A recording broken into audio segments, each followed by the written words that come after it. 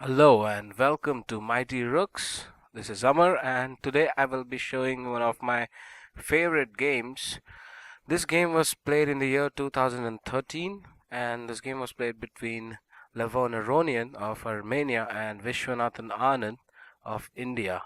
This game was played during Tata Steel, 75th Tata Steel Masters at Wijk, and Levon Aronian, who was playing with white pieces, he started the game with d4. So we have queen spawn game on the board. Anand playing with black pieces answered with d5, c4, e6, knight to f3, knight to f6, knight c3, c6, e3. We have Slav defense on the board.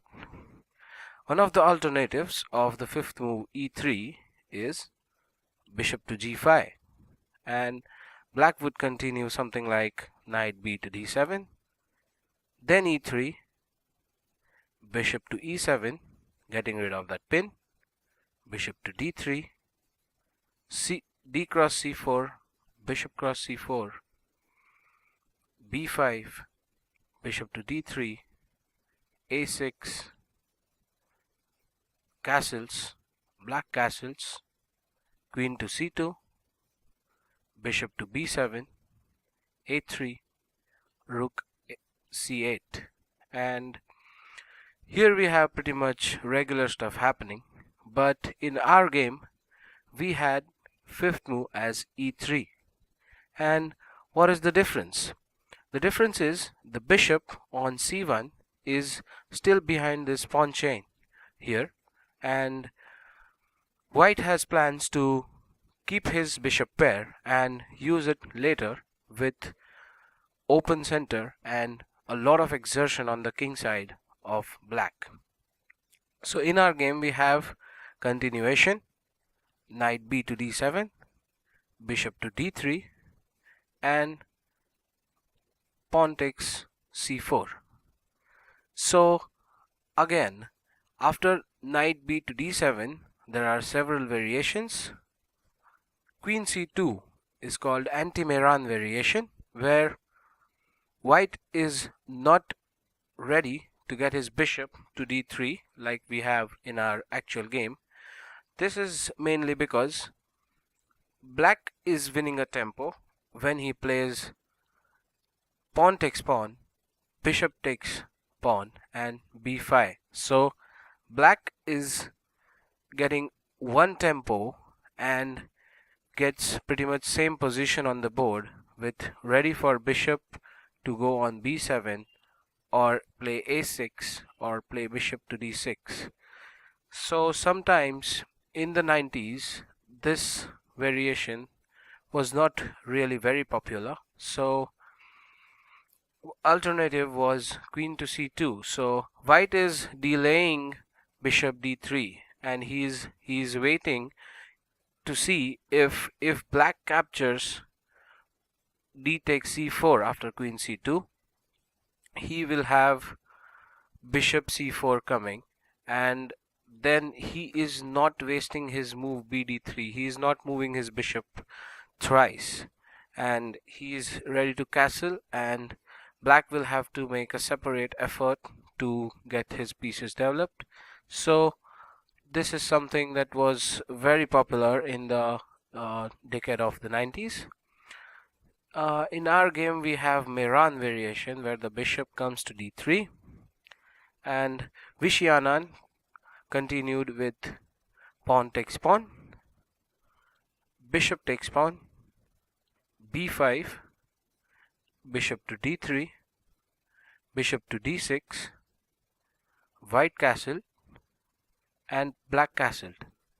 We have regular stuff happening on the board, and there is nothing new or novelty here. This position is being played so many times before, and here pretty much both the players are playing equally. There is no definite winning advantage for any of the players. So here after black castles, white plays queen to c2. Now white is making an attempt to eye this pawn on h7. He's putting a pressure against this pawn. He is ready to take the knight to g5 and put more and more pressure on this so-called weak pawn in the black's camp right now. Viswanathan Anand, playing with black pieces, totally ignored this threat and played bishop to b7. And his ideas are on the way totally different. He is aiming for c5 advance and open up this beautiful bishop sitting on this long diagonal and exert some pressure with eventual knight g4 or queen c7, queen c6 and stuff like that. He will definitely get his rook aligned with the queen on the c2. So after bishop to b7, Aronian played a3. Maybe his plans are to play b4 and stop eventual c5 from black. Anand played rook c8. He is preparing for c5 advance. And here Aronian played knight g5. And we have reached the critical position already. A lot of things are happening on the board right now. Since this knight has jumped to g5, White is calling it a war and he is ready to draw the first blood. On h7, White has 3 pieces attacking. Knight from g5, bishop from d3 and queen from c2. This pawn is being defended by 2 pieces. One is by the almighty king and the knight on f6. This is very interesting. There are several ways to deal with this position. The obvious that comes is h6. And Aronian must have prepared this particular move. If he knew that h6 was coming, he would play something like knight to e4. Here the bishop is being attacked, so knight takes knight is pretty much forced. Knight takes knight. Now the bishop has to save itself because black cannot afford to give up the bishop by supporting it queen c7. White would be more than happy to get the bishop pair and get this strong black bishop out of the board. So bishop would retreat somewhere at e7 and then the knight would jump to c5. And now this bishop is really struggling here because the plan from the black player to play c5 advance is being physically blocked and this bishop will find it very difficult to enjoy its access to this long diagonal. So everything was happening and h6 was something Aronian was expecting to be played. There is another continuation. In this case, bishop cross h2, king cross h2, knight to g4 check, king goes to g1 and queen takes g5. And here White is 1 pawn down, but he has got a good amount of compensation for that 1 pawn because now e4 is something that can be played with the tempo. So White is winning an immediate tempo and White is getting more activated pieces with a better center and totally equal chances to create the counterplay with that 1 sacrificed pawn. So Anand ignored this variation as well, and here he played something that actually makes people think. I mean, literally, I was watching this game live on the internet and I didn't have clue that something of this sort is being played. I was thinking that what exactly would he play? How would he save at 7? Anand had different ideas. He thought that he shouldn't be saving that pawn at all because he's getting a very good counterplay with another sacrifice. So on the board we have c5. In our actual game, Anand plays c5. So what exactly is happening. H7 pawn is already attacked thrice and defended twice, so this is falling, and he's ready to give us another pawn on b5. So Aronian has to make a choice now. He's getting two pawns, and you don't see any immediate compensation for black. So what's going on? Aronian goes ahead and he plays knight takes h7. Now he's threatened to pick this rook up on f8. Definitely the bishop is covering the knight, so knight takes knight and bishop takes knight will not be that great for black. That would be something like just giving up a pawn for nothing. So here Anand shows what his plans were to open up this bishop, and look at this pair of bishop aiming at that white king's shelter. So here black plays knight to g4. What is the idea here? Now h2 is being attacked and there is no solid way to save h2. If h3 was played to stop bishop into h2, black has this solid move queen h4, and now if this pawn captures this knight on g4, queen h2 is a met. So Levon Aronian, about 2800 that point of time, noticed this and he didn't play anything like h3. Instead he played f4 to stop this bishop from capturing h2 pawn.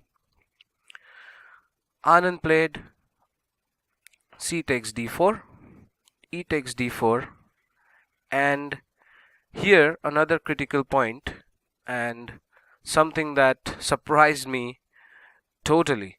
I mean, I was not expecting something like this to happen on the board. Here Anand played bc5. This is very interesting. The bishop is just given in front of the pawn. Is this something that a beginner would do or someone who doesn't know chess? But this is not that someone. He's someone who is 2800 and 5 times world champion. So you better know who is making these moves. There is definite idea behind this bishop c5 sacrifice. If this pawn takes c5, the knight will take c5. The bishop is attacked twice and only supported once, so bishop has to be saved. And then there is queen d4 check. King has to go to h1 because rook f2 is not possible, as knight on g4 is controlling f2. Bishop e3 is not possible, so king f1 is pretty much the forced move. Now knight to f2, rook takes f2, queen takes f2, and this position black is threatening to mate white player in two ways. The queen is threatening to go to e1 and it's back rank checkmate, and queen is threatening to take g2 with this beautiful bishop on b7 and deliver a checkmate. So bishop c5 definitely had some idea. Levon Aronian saw everything and he decided, after 45 minutes of thinking, he played bishop to e2. Now this knight is being attacked and this bishop is being attacked and the rook is being attacked. There are fireworks on the board already. This game is more than finished, people.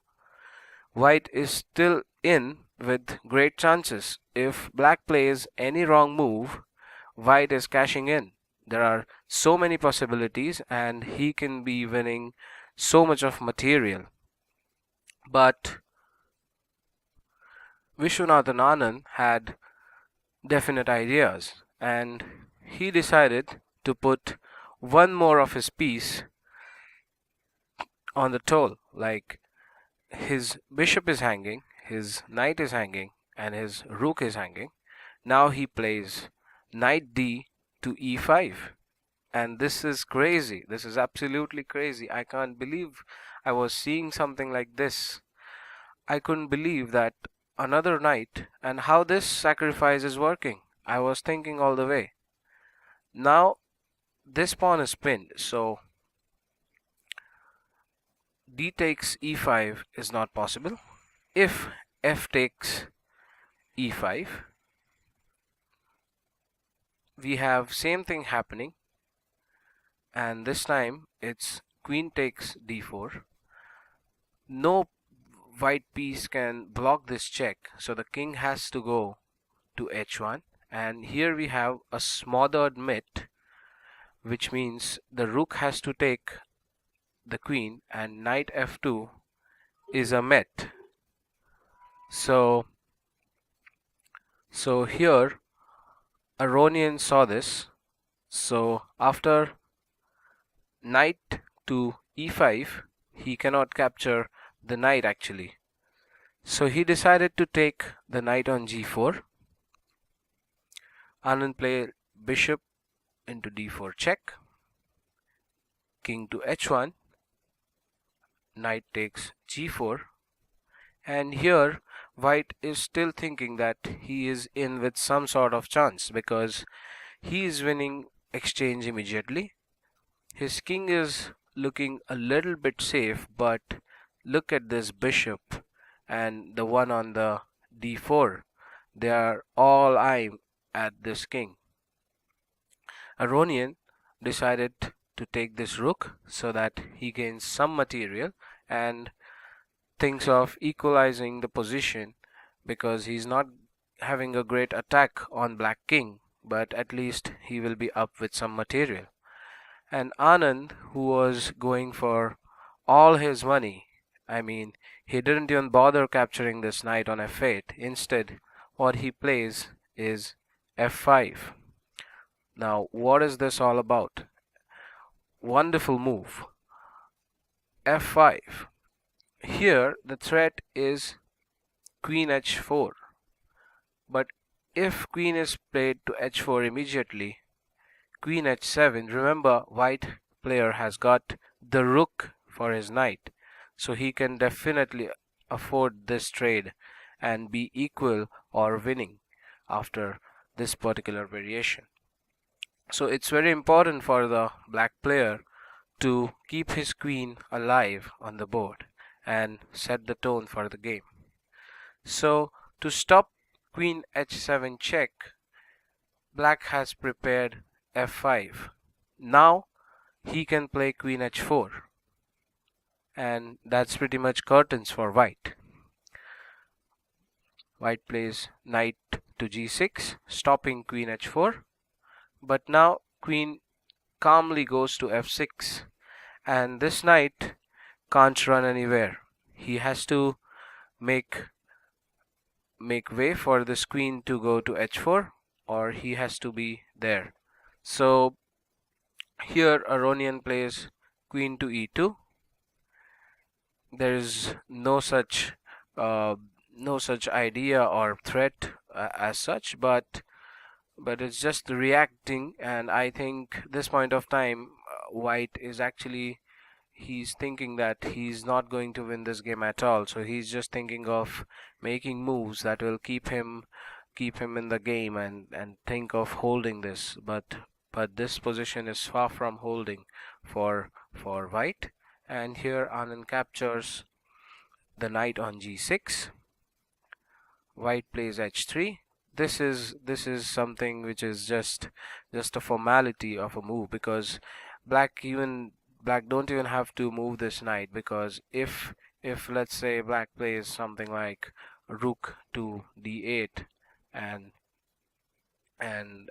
white captures this, there is this immediate checkmate, and h3 is not working at all. So Anand didn't react to that h3.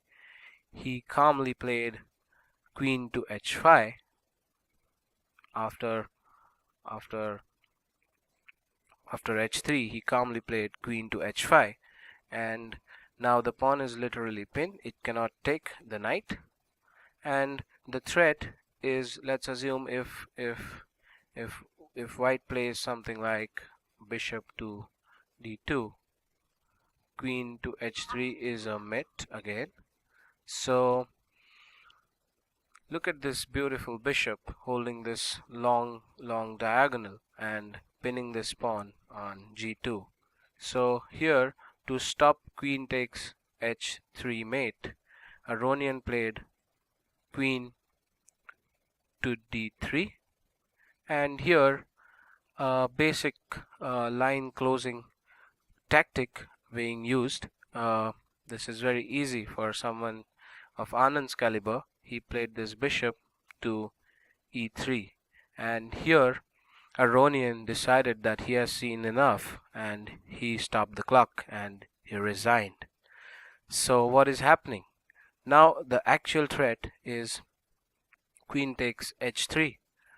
How would he overcome? If bishop takes e3, queen takes h3, king goes to g1, and queen h2 is a mate.